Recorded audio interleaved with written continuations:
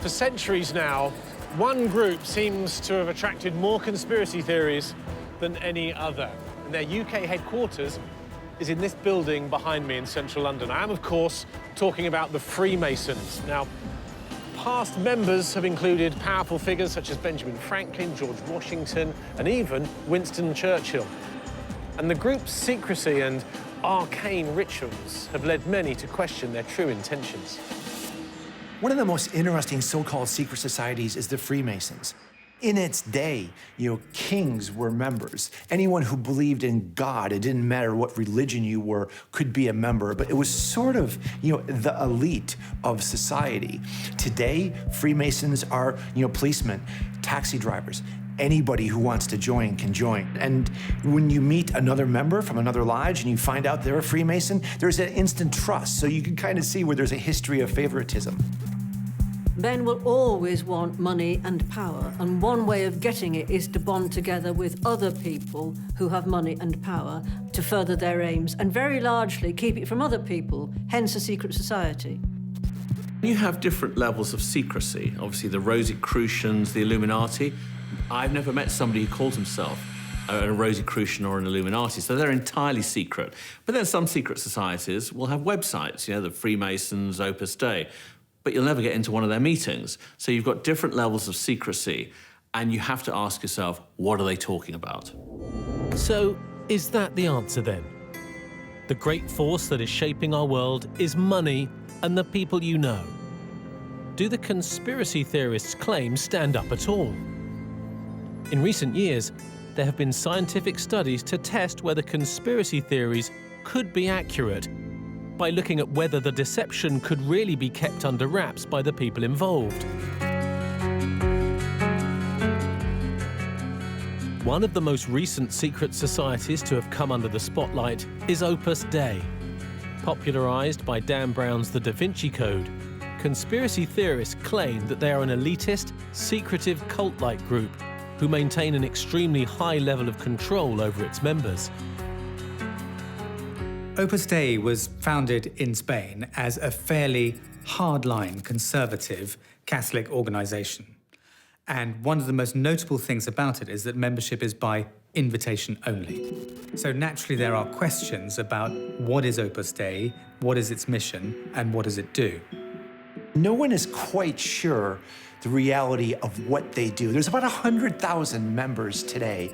And on one hand, we're led to believe, they're hired assassins for the Vatican. And on the other hand, we're told they're pious, monk-like, self-flagellation, doing penitence. But no one's really sure. All we know for certain is that they appear to be quite dark. Just how secret and influential Opus Dei and other groups are is questionable.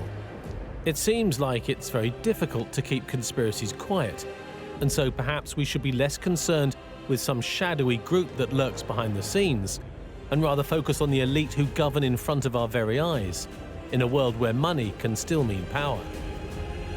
And that's not the only problem. During the 2016 US presidential election campaign, the news stories that people engage with most on social media were not written by the major media outlets. They were totally fictional. For many people, the decision as important as who should be the next president of the United States was quite possibly based on information that simply wasn't true. But where did these news stories come from? Political campaigning has changed dramatically over the last 20 years. A case of going out and kissing a few babies and a photo shoot right back hundreds of years ago to just buying a few extra beers to the guys in the local inn. To this day, of course, with social media being what it is, you can now reach millions of people with just a tweet.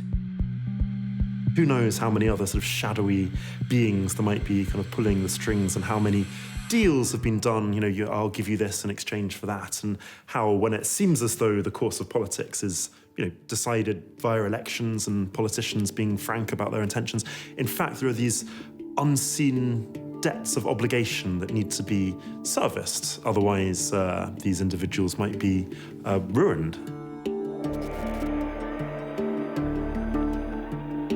In 2017, the term for such false news stories was added to the dictionary: fake news. It's not actually a modern phenomenon, but the age of the internet and social media has meant such stories reach a far wider audience, and ascertaining what is real or fake is becoming increasingly more difficult. Will Moy is the director of Full Fact, an organisation that checks the facts in today's government and newspapers. And with so-called fake news on the rise, he has his work cut out. What does fake news mean to you? Fake news is more than anything else. It's a label that politicians who want to avoid questions throw at the media. It's actually a really dangerous thing. You hear, presidents and prime ministers and ministers on the TV, on the radio saying, oh, that's fake news, because they don't want to answer a question. That's a really dangerous thing.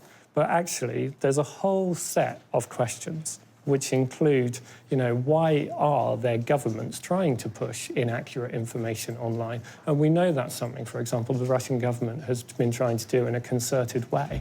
There are questions about how inaccurate information spreads online, and you can share it on your social media, and there's no easy way of knowing whether what you're sharing is true or false at the speed you're sharing at. So there are lots of issues about how information spreads now and how we know what to trust. But actually, that label fake news is just dangerous.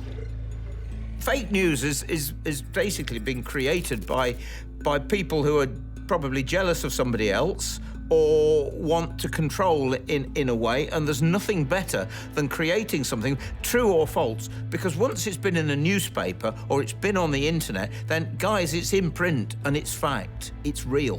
And I'm afraid no matter what people say, once they've read it, they believe it. And you can bring down people, you can bring down organisations, you can bring down governments, literally by creating fake news. And with the internet as it is, fake news is on the rise big time.